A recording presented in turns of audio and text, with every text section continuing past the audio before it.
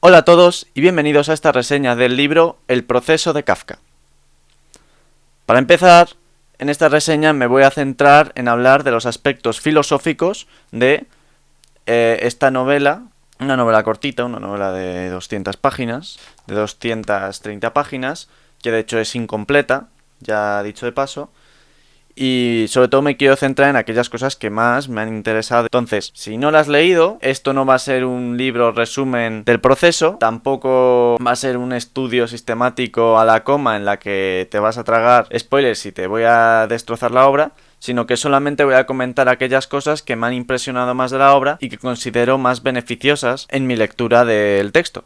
Entonces, si te has leído el libro y quieres ahondar en ciertos aspectos filosóficos, pues quédate en este vídeo. Si en cambio no te lo has leído y quieres saber alguna cosa de interés para tener alguna razón para leerla y que pueda definir, que pueda determinar el leerte o no la obra, pues también te puedes quedar en este vídeo.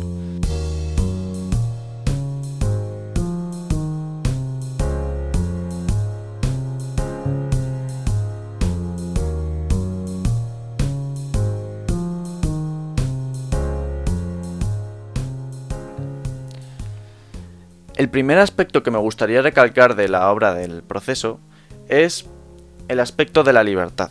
En un sentido parece que el personaje es libre, se lo están recordando todo el rato. Cuando le arrestan a Kafka, le tienen la cama y le arrestan, lo primero que le dicen es que está arrestado, pero cuando va hablando con los agentes le dicen: no, usted es libre de seguir sus obligaciones. Ya esto es una declaración de intenciones. Es este aspecto de que aunque se nos diga que somos libres, esa positivación de nuestra libertad ya significa la no libertad. Ya no es una libertad natural, de lo que haríamos nosotros naturalmente, sino que es una libertad condicionada, que está condicionada por otros. Porque otros han decidido que tú seas libre, no que yo mismo lo sea. También se menciona en algún fragmento esta cuestión de que K, que es el protagonista, está en esta libertad condicionada. Y yo creo que se ve durante todo el proceso que K no es libre, porque K no está actuando durante todo su proceso como actuaría normalmente, sino que él mismo está perturbado por la situación esta del proceso, que es algo que no acaba. Otro aspecto que me ha parecido muy interesante del proceso de Kafka es la intromisión de la justicia, entendida como la institución de la injusticia que hay en el libro, en la vida cotidiana. Absolutamente todos los personajes que representan esta justicia, ya sean el juez de instrucción, ya sea los agentes, etc., están en ambientes cotidianos e interactúan mucho con la cotidianidad. Así podríamos hablar de que, por ejemplo, los agentes mismos no le envían una carta a Kafka y le dicen: presentes aquí y le detenemos, le arrestamos. No. Es que van a su casa y le dicen: usted está arrestado.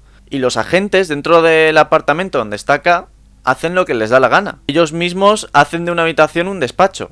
Asimismo podríamos hablar de que cuando K se tiene que ir a declarar, el espacio donde va es un espacio totalmente cotidiano. El sitio donde tiene que hacer testimonio es un sitio de apartamentos donde hay mucha gente que vive su propia vida. Otro aspecto que me gustaría resaltar es el aspecto de qué es el proceso. Alguno pues querrá leerse el libro pensando en esta pregunta y teniendo esta pregunta. Y si realmente esto es un motivo para leerte el libro, un motivo muy grande, que es intentar más o menos resolver esta pregunta, no te recomiendo... Bueno, te diría que fueras al minuto que voy a poner ahora en pantalla y así no te hablo de este punto para que te puedas sentir spoileado y que puedas disfrutar de intentar contestar esta pregunta mientras que lees el texto. Pero si ya has leído, quédate. La pregunta de qué es el proceso no se acaba respondiendo, y es que eso forma parte de lo que es el proceso, que es que el proceso es indefinible, el proceso es algo que no tiene fin, esa es la cosa, y el único fin del proceso, bueno, como el final del libro, es al final la muerte. Por eso es curioso cómo parece que todos saben qué es el proceso, sin embargo luego no lo saben. Como por ejemplo cuando el señor K habla con el abogado y el abogado ya conocía de su proceso, cuando habla con un empresario de su trabajo en el banco y el propio empresario sabe del proceso del señor K. Es decir, parece que todo el mundo, todo el entorno del señor K conoce el proceso, sin embargo no saben lo que es o no llegan a definirlo. saben cosas pequeñas, saben cosas particulares y tampoco hablan precisamente sobre el proceso de K. Hablan de todos los procesos y suelen compararlos con otros, pero de manera muy confusa, muy ambigua.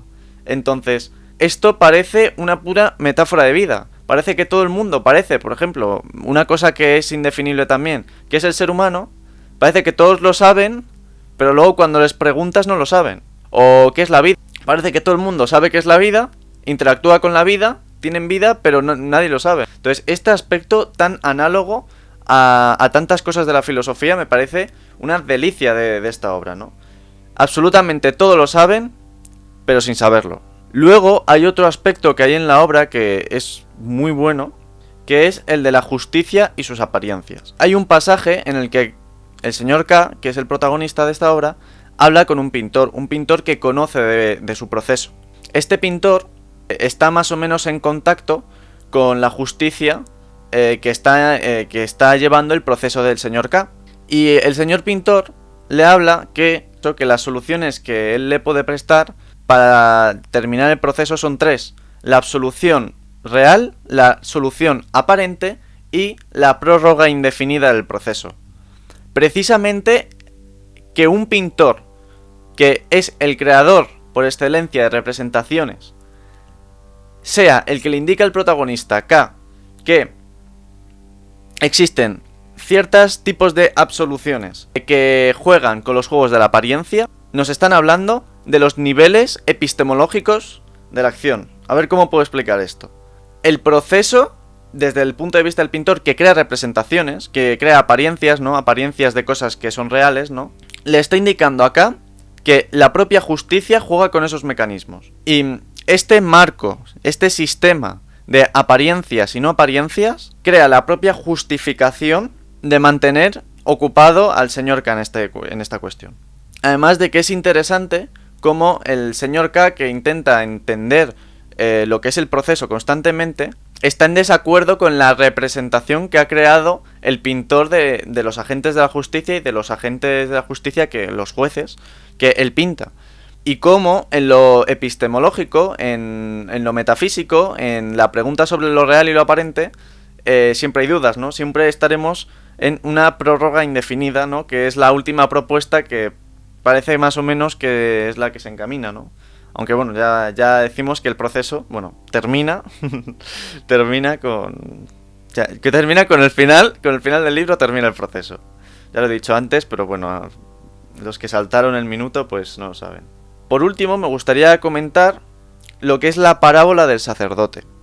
Hay en un capítulo donde el señor K va a una catedral y hay un sacerdote que, de nuevo, como todos los personajes de su alrededor, saben lo que es el proceso, pero bueno, no lo saben, ¿no? Entonces el sacerdote le cuenta una parábola que me parece de una magnificencia estética y didáctica, que es la parábola del centinela, ¿no? Que es un señor que quiere llegar a pasar las puertas de la ley, de la justicia, y entonces se encuentra un centinela. Y va pasando por ciertas puertas, ¿no? Los centinelas que están guardando las puertas, ¿no? Porque hay varias, ¿no? Y él más o menos pues empieza a ahondar en las puertas. Pero llega un centinela que no le deja pasar por estas puertas. Entonces el hombre acaba envejeciendo y justo antes de morir le dice el centinela, bueno, cuando le pregunta al centinela primero, le dice que él no puede dejar pasar a nadie, pero cuando va a morir esta persona que va a pasar la puerta, bueno, que quiere pasar la puerta y conocer la ley de la justicia, le dice que la puerta era para él.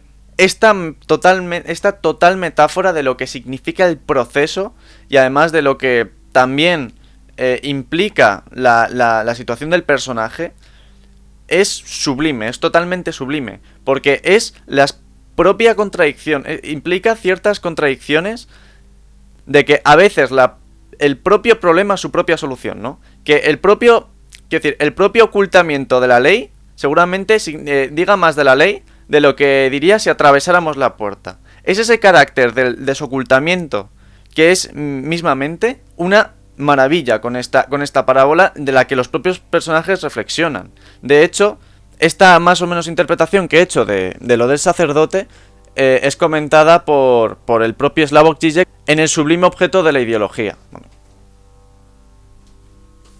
este libro de aquí. Por lo tanto, si te estás pensando en leerte El proceso de Kafka, te lo recomiendo totalmente, porque tiene unos aspectos filosóficos que te van a hacer reflexionar y que te van a ayudar a pensar y a reflexionar sobre todos estos temas de la justicia, ¿no? Del proceso que además que también es una cuestión cotidiana, ¿no? Por ejemplo, en España, pues los procesos judiciales pueden durar años, ¿no? Pero también en lo que significa esto respecto a la vida, cómo estas reflexiones, esta historia es una historia de nuestras propias vidas y de las cosas que vivimos. Entonces, a lo que quiero llegar es que recomiendo totalmente la lectura del proceso de Kafka. Es una obra maravillosa, un 10 y un clásico, un 10 de 10, es un 10 de 10. Pues nada, si te ha gustado el vídeo, dale a like, suscríbete, métete en mi canal, tengo muchos libros de filosofía, libros recomendados, si no sabes qué leer, vídeos de explicaciones, y pues yo seguiré aquí subiendo vídeos, haciendo reseñas, si te gustan estas reseñas, si no estás de acuerdo con alguna cosa que he dicho en la reseña, pues la comentas también, y nada, adiós.